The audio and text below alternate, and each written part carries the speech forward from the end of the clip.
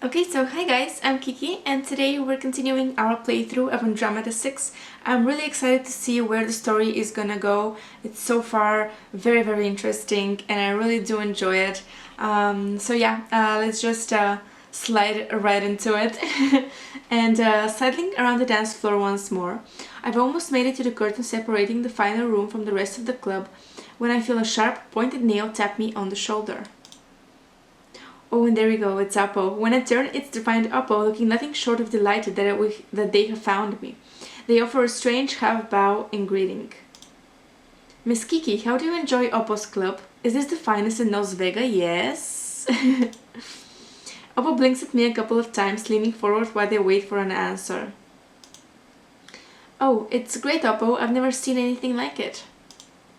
Oppo smiles, apparently happy with the answer, as they clasp their hands in front of me, or in front of them, and peer at me through white-yellow eyes. Oppo is curious how you met Mr. Bash and the astrologer crew. Tell Oppo the story, yes? I like how he's a little snake. And by the way, you probably noticed if you watch my videos, I really love drawing snakes and even dragons, which are kind of like snakes, to be fair. So you can check out my snake drawing videos down in the description. I'm gonna leave those. Or you can just go to my channel and search for those. I have a separate playlist just for my drawings. I think you're really gonna enjoy that if you like snakes or if you like drawing.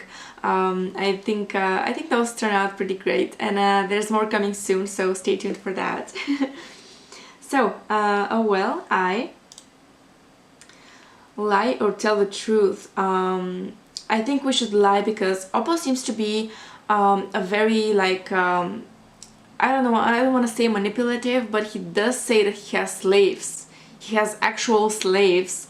He doesn't pay his employees, which makes them slaves. So if he knows that we have memory loss, I think he's gonna see us as a victim, and he's gonna be like more, I don't know, liable to take advantage of us in some sort of way.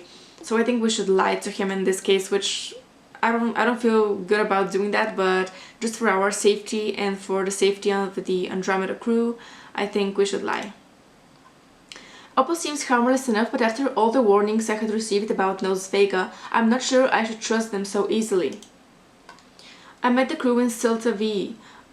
They hired me as their new cook. After blurting out the first thing that comes to mind, I want to slap myself on the forehead. Cook? I'm sure the crew are perfectly capable of cooking themselves. Cook? What is cook? You know, someone who cooks food, prepares meals for the crew? Ah yes, Oppo knows. I let out a breath of relief.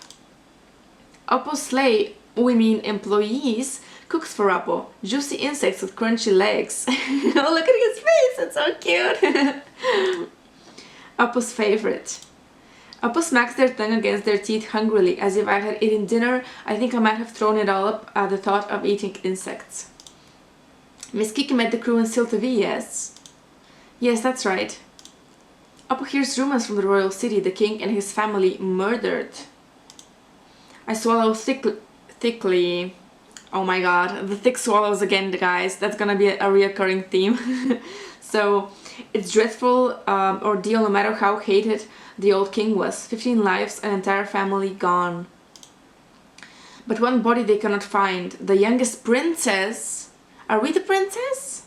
I'm not sure. It's as if she just disappeared, yes? Oppo's eyes narrow and they look at me intently. Very curious. You think the princess is still alive? Oppo thinks if she was alive, she would hide far away. The usurper would not let live a threat to his throne.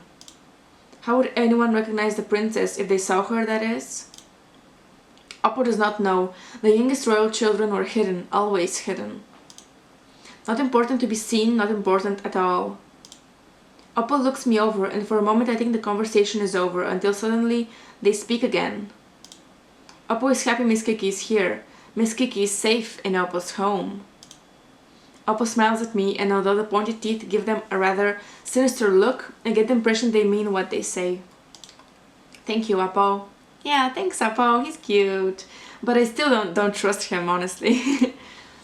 So with another half bow, Oppo ambles off into the crowd, and after watching them until they disappear, I continue on my way. Heading towards the room off to the side of the club, when I push the curtain aside, I spot Bash not too far away, seated around a half-moon table covered in crimson felt. Oh, there we go! He's playing poker? Some kind of poker, maybe? Or some type of card game. I used to play poker, by the way. I was like pretty good at it, but I never bet real money. Because I'm too much of a coward to do that. I don't want to lose money. So 3 other patrons are seated at the same table. A small creature with a bored look on her face and a beautiful Catalfan couple who look far too finely dressed for a place like this. Dealing a set of cards in front of each seat is a woman who, curiously, I notice has 4 arms. As I step closer to the table, I realize that while her upper arms look natural enough, the bottom are completely robotic, much like Bash's, and assist her with dealing the cards at lightning speed. Last chance to place your bets, ladies and gentlemen. Bash pushes the stack of chips further onto the table, and as I step up behind him, I finally notice Rayona at his side. There we go. It would have been an understatement to say that the look on her face at the sight of his bet is one of pure horror. Sebastian, that amount of money would be enough to feed the entire crew for a month. What are you thinking? Bash sits back in his seat, arms folded casually over his chest, a lopsided grin on his lips. I know what I'm doing, Rai. This is how they draw you in, you know. You get a few wins and then next thing you know, it's completely gone over your head and you end up losing everything, which is true. Don't gamble, guys. Especially like in the current economy, don't gamble. It's just not a good idea. So next thing you'll be getting the ship itself. Betting. Bash snorts at her accusation, I'm sorry, and Rayona looks less than impressed by the reaction. And risk the unholy wrath of our dear old captain? Not likely. I watch their argument, if that's what it can be called, with mild amusement. And it ends when Rayona crosses her arms over her chest, turning slightly away from Bash, and pushes her lips into what I can only describe as a pout. Forgetting the angry Tilari for a moment, Bash leans closer to me, his voice an excited whisper. The rules are simple, my friend. If the card shows 3 crowns, you get another draw. The hourglass represents 12, it's a high card. And this one here. I stare at him, utterly perplexed, and his voice fades away into nothing. What exactly about any of that is simple?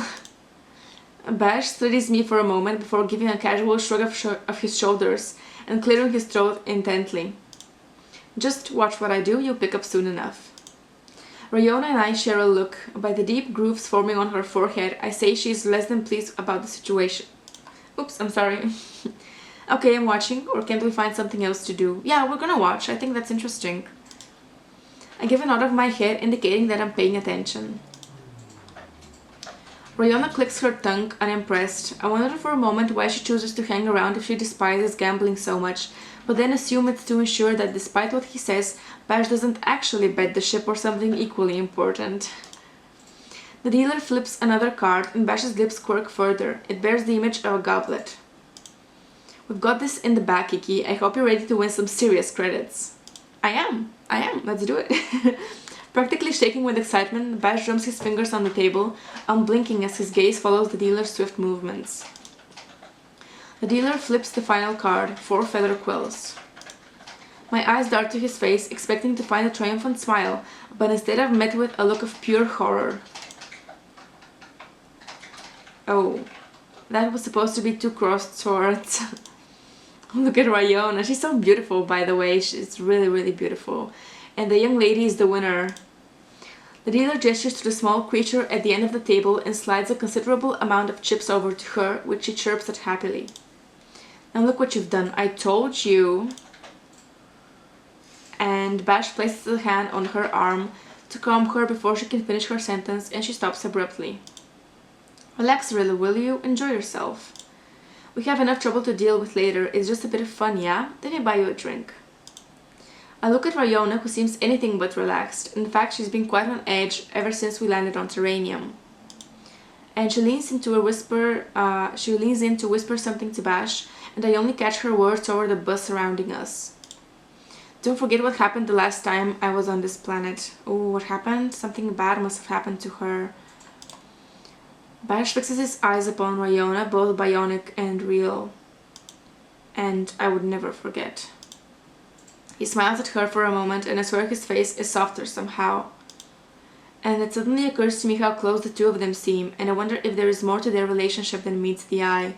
And by the way, I just have to say, the actual background for all of the game, all of the backgrounds for the game, I mean, they're just so beautiful. And for example, look at this creature in the back here, the one that won.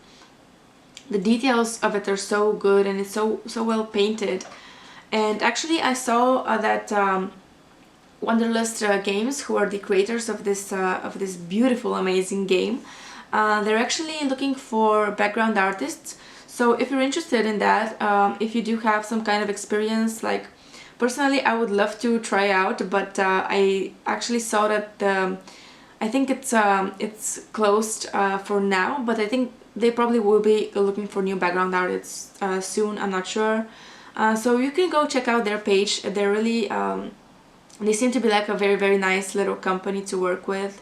Yeah, and I wonder what happened to Ryona. Actually, she seems like such a nice, calm person. Not a kind of person that anyone would wish anything bad upon. So it's really interesting what actually happened on this planet. So, deciding to try and lighten the situation, I clap a hand on Bash's shoulder, squeezing it gently in a show of support. Excuse me. Better luck next time, or if it's any consolation, I had fun. We'll choose the second one, of course. I feel a little bad for him, but at the same time, but we should probably take a break. It's important to know when to stop, or whatever Ryona says, I don't really get it, to be honest. The dealer throws us an impatient look, and Bash quickly ushers Ryona and I away from the table. So, the dealer throws us an impatient look, and Bash quickly ushers Ryona and I away from the table. I just don't want to see you fall into more than you can handle. Gambling can become an addiction, you know that. Bash ushers Ryona and stops her with his hands on either side of her arms, giving her a more serious look. I appreciate that you worry about me, Rai, I really do, but it's just one night of letting loose and having some fun. Which is true. How about you push aside that little medic voice in your head and have some fun with us? Nothing bad will happen, I promise. I get the impression that Ryona is trying to resist, but the worry swiftly fades from her face, followed instead by a look of defeat. Fine, but I'm holding you to that promise. Bash grins in a triumph, accepting her resignation by ruffling her hair affectionately, to which he hisses at him in annoyance. Ryona gives him a pointed look before letting out a long, tired sigh. You two do what you want. I'm going to go and find somewhere a little quieter to wait this all out. Okay, I'm gonna keep an eye on the table. Jump back in when things are picking up again. And stay with Bash or go with Ryona? I think we should go with Ryona because I want to learn more about her. Bash is a little bit of an open book, to be completely honest with you. He isn't like as mysterious as Ryona is. And Ryona is actually Telari, which we are Telari as well. So it would be fun to find out more about our species, our planet, where we come from, what the story is. So we're gonna definitely go with Ryona on this one. And I'm starting to feel a little overwhelmed in the casino. Finding a quiet spot with Ryona sounds more than appealing right now. And I'm going to go with Ryona. It's a little too much in here for me. Stretching his arms over his head, Bash smiles at us. See you later then. Look after each other, alright? Alright, yeah, cool. With a wave goodbye, Bash darts off, most likely in search of another table to join. Shaking my head, I turn to follow Ryona as she makes her way across the room and back through the club. Oh, that's so beautiful, it's nighttime now. When we exit the club and step onto the street, I can't say it's quieter than it was inside, but at least it's easier to breathe out here. Ryona turns to me, a sheepish smile tilting her lips. This place suffocates me a bit. If you want to go back in, you're welcome to. I wanted to spend some time with you. It doesn't matter if it's in there or out here. I glance down at the street at the vendors selling their wares from wooden stalls and the various food courts sending plumes of scented smoke into the air.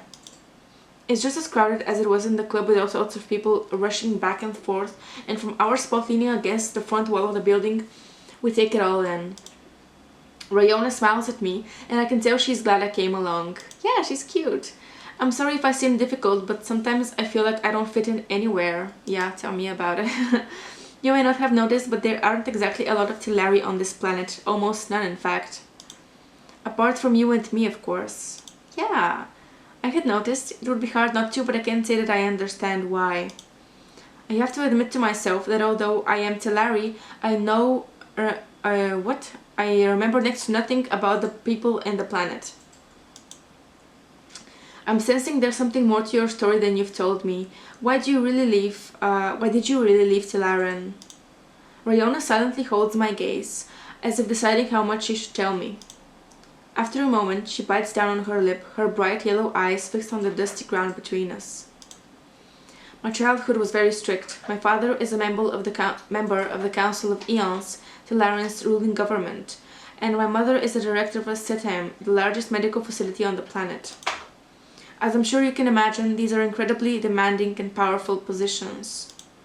Rayona wrings her hands together nervously, as if waiting for some kind of reaction, but all I can do is watch how her luminescent skin wanes when she speaks, growing dimmer by the second. Oh, you remember when, I don't know, who was it? I think it was June, who actually told us not to lose our light over his, issues, thinking over his issues.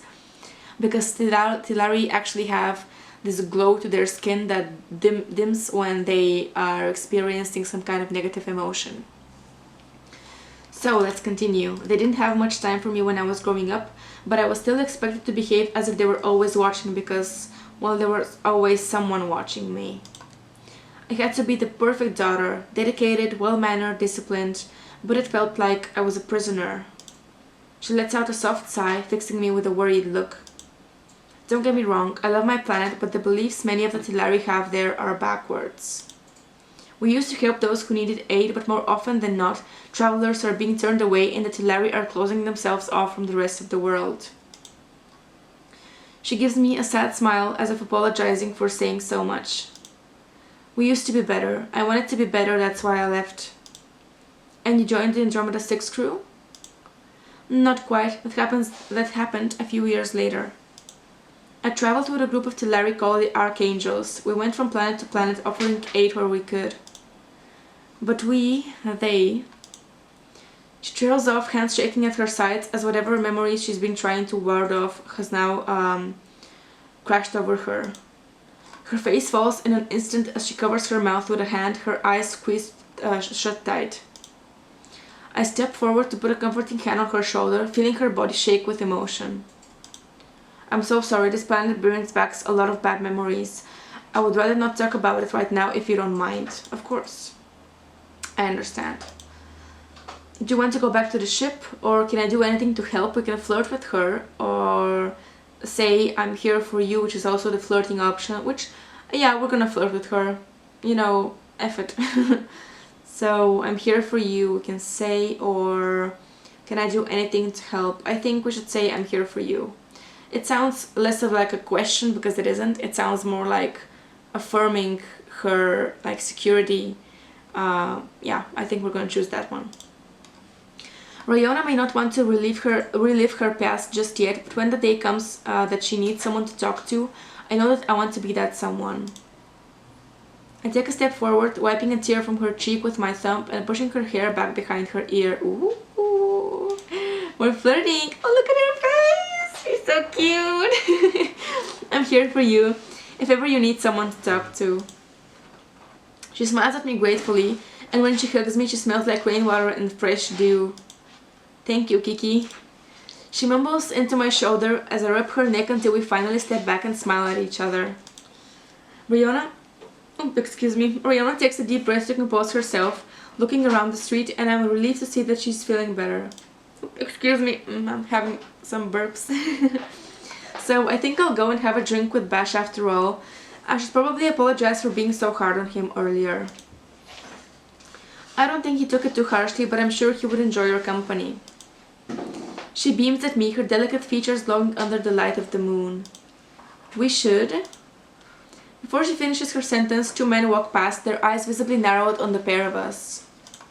One man, a human with corded lights weaving through his skin, steps uncomfortably close and growls in Rayona's face. F off the Larry B word. We didn't want your kind. We don't want your kind here. Ooh, so they're a little bit racist. Ooh, sound the alarm, guys. The other one, a Kitalfan, spits at our feet before the two of them stroll off, shoulders pulled back and chests puff as though they own the very ground they tread. Say something, throw something, or do nothing. I think we should just do nothing, because like I would like to throw something, yell something at them, like that's a natural response to this kind of behavior. But in this case, this is a very, very dangerous planet, and these guys, I don't think we should be messing with them, to be completely honest with you. So I'm just gonna do nothing. I don't dare breathe a word. I can only imagine what the captain would say if the two of us ended up in a brawl outside the club, the very place he told me not to go. Having only just secured my place on the Andromeda Six, I'm not a fan of losing it now. Let me just... I got a little bit cold, so I gotta put on my hoodie. Just give me a second. Okay, so... just 1 minute. How dare you speak to us like that, you unwashed miscreant. Ryona, don't. What the hell did you just say to me? Nice to see you're as deaf as well as dumb, or it could be that you can take as well as you can dish it out. He points a grubby finger in her face as he advances, his eyes reduced to two slits of eerie neon blue. Listen, lady, I'm not above smacking those words right out of your mouth. Ryona folds her arms across her chest defiantly, raising one perfectly pale eyebrow at him. I'd like to see you try.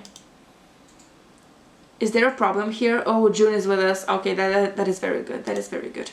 My blood runs cold at the sound of the dark grass behind us, and when I turn it's to find June staring the man down, his face thunderous and cold. Any glimmer of kindness is gone, replaced instead by a look I've never seen on him before, and I can't say why, but something about it terrifies me. When June moves in front of Ryona and I, shielding us from the stranger and his friend, all I can see are the muscles of his back and shoulders dancing through his clothes. Ooh, so he's a muscly boy, huh? He almost seems bigger somehow, though I know that can't be possible. Or maybe it is. I don't know. You think you can take us on, pretty boy? He's a pretty boy, yeah. But pretty boys can be strong too, you know. So the man sneers at June, his lips pulled back from the straight white teeth until the Kitalfan slams a hand on his friend's shoulder, pulling him back and whispering in a terrified voice. Not this one, man. He's one of them. The man gives his friend a quizzical look, eyebrows raised in annoyance. What are you? But when he looks at June next, his eyes go wide and he backs up slowly, one foot behind the other, his mouth opening and closing like a goldfish. Another second later, and the two of them are scrambling down the street, almost falling over each other in the desperate attempts to disappear in the crowd. I let out a breath of relief, though when I look at Ryona, her face is still twisted in an anger I've never seen from her. June stands firmly fixed to the spot, the only signs of movement the way his shoulders rise and fall with short, shallow breaths. June? I step towards him, hand outstretched and my heart pounding in my ears. My throat tightens uncomfortably, a wave of unwarranted nausea and terror shaking through my veins. Oh, snaking through my veins, I'm sorry. Whatever those men had seen in June, it had shaken them to the core, and I wasn't so sure I wanted to know why. My fingers slowly slide over his arm, tugging gently and bringing him back to reality. Oh, I shouldn't say that. I'm gonna get demonetized.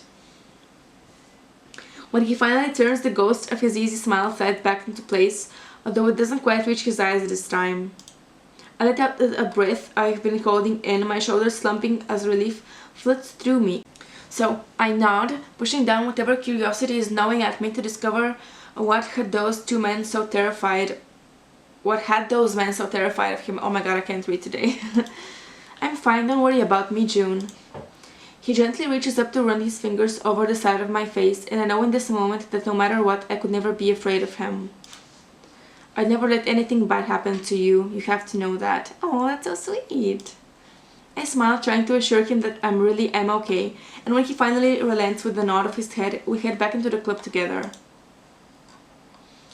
June leads us to the small storage room off to the side of the bar, and we rush inside to find Aya seated on a stack of boxes, her arm held protectively against her stomach.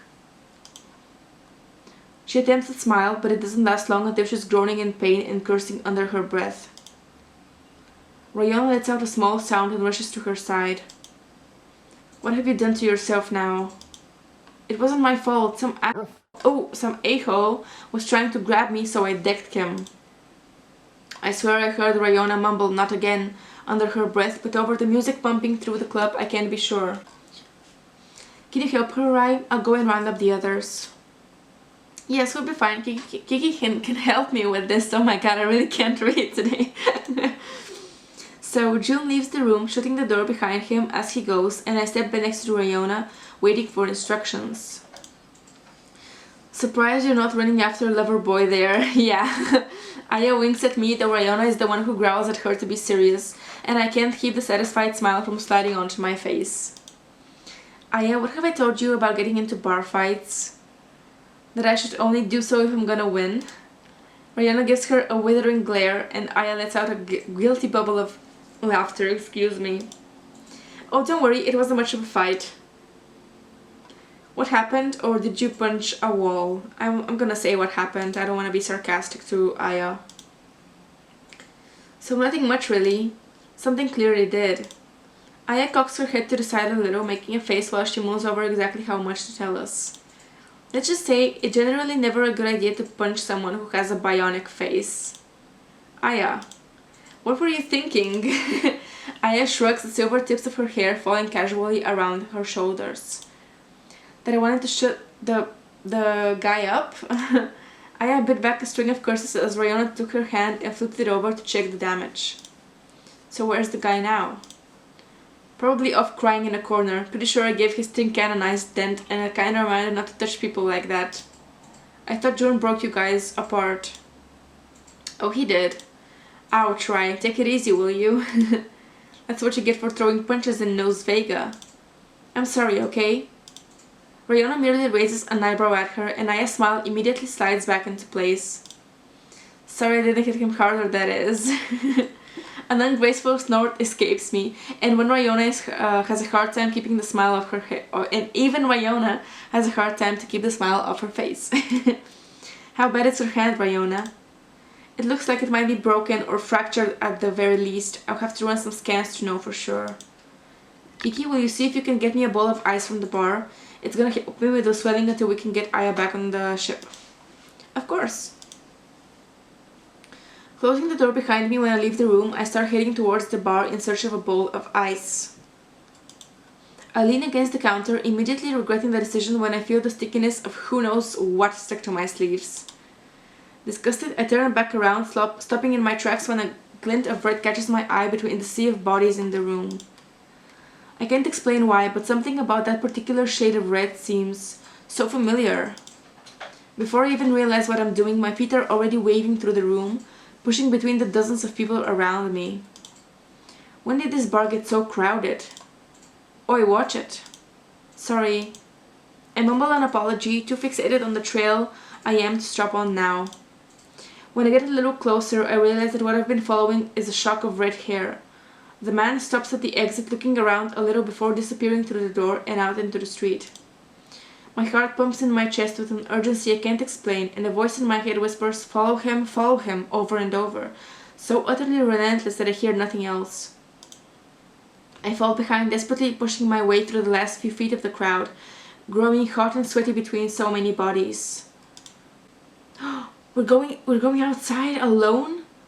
Oh my god, I wonder what's gonna happen, but I guess we're gonna have to find out in the next episode. Sorry about that, let me just save my game here. Yep, I wanna overwrite. So thank you so much for watching. This was a very interesting episode. I really love this cliffhanger because I have no idea what's gonna happen next.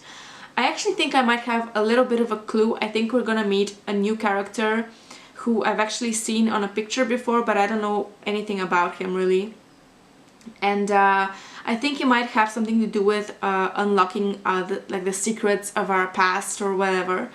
So yeah, I really enjoyed this episode. I really hope that you did too. So please subscribe and leave a like and a comment. I would really appreciate that. And I'll see you in the next one. Bye bye!